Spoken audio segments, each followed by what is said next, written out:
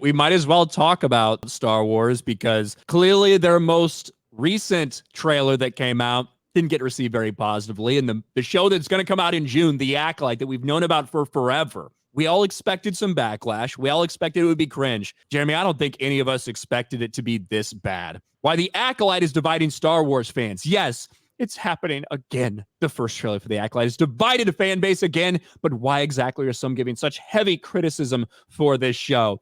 Of course, one of the things they talk about, unfounded complaints of the show being woke, reveal a troubling undercurrent of racism and misogyny among some Star Wars fans. Same shit you're seeing here. Star Wars fans are so ungrateful. The Acolyte trailer achieves a disappointing milestone, and it's the fandom that being blamed to be too toxic to please. This is not just a couple people. This is not just a couple disgruntled people. This is the biggest ratio we've ever seen for a Star Wars trailer, the first Star Wars trailer to be ratioed, and way more dislikes than anything we've ever seen before. And 9.1 million views in 7 days is not a lot, by the way. Not for a trailer for a major Star Wars show. I mean, go back to Mandalorian season 3 and look up the numbers for the trailer for Mandalorian. Here's Mando season 1, right? 26 million views. I pulled some of these up already because I wanted to make some comparisons, right? 22,000 dislikes for Mando season 1. What about Obi-Wan Kenobi? 19 million views 2 years ago, 25,000 dislikes. What about Ahsoka, which I think is trash? 16 million views 11 months ago, 39,000 dislikes.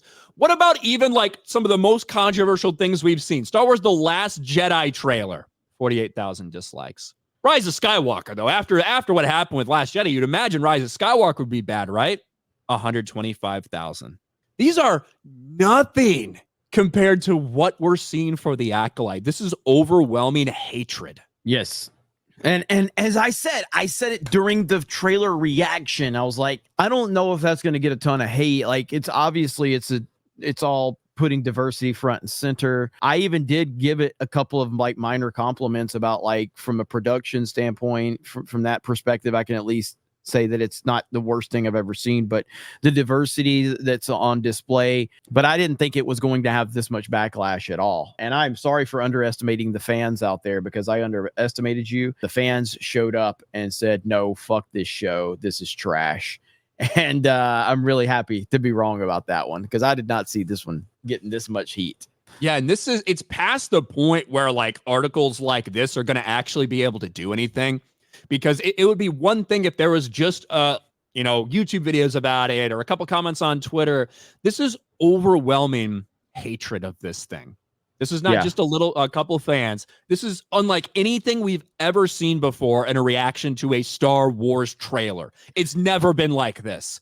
So it's only going to get worse. The fact that this thing's coming out in June at the same time that The Boys is going to be coming out and that House of the Dragon is coming out means it's likely going to get crushed in the ratings, which is going to be exciting as fuck to see. And, there's already some people out there speculating, is there going to be a season 2? Rumors, reports, it's why it doesn't really matter at this point. I don't think we're probably going to see a season 2, but they said the same thing about season 1. But it's coming. It's going to come out, and it's going to be a complete bastardization and a disaster.